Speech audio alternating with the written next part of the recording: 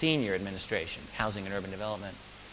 She's a financial whiz, and her own conclusion, incidentally, was that about 85 or maybe up to 90% of the U.S. federal government is literally unauditable. Like, I don't know, maybe God himself could not audit the U.S. government because it's just not possible to do so. It's not possible. It's designed that way.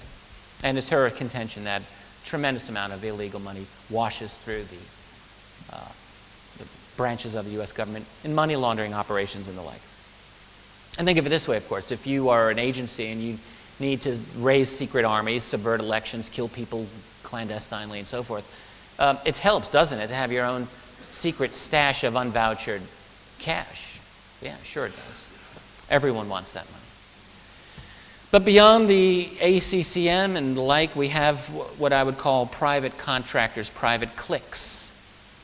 I spoke to one person involved in these types of shenanigans and said, look, you know, you don't sign your papers at this stage.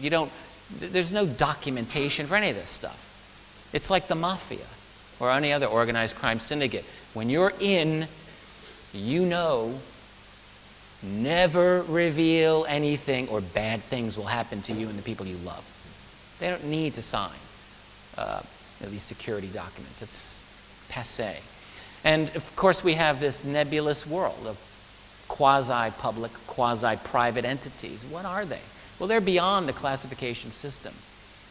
And in fact, I would suggest that this is really the seat of the human nexus of power in the UFO field.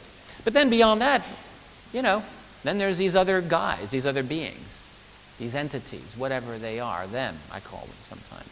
So that's the secrecy iceberg. And just to give you an idea of where some of those other documents I showed you lie within the secrecy spectrum, well, the Twining memo, which I mentioned to you earlier, that was secret at the time.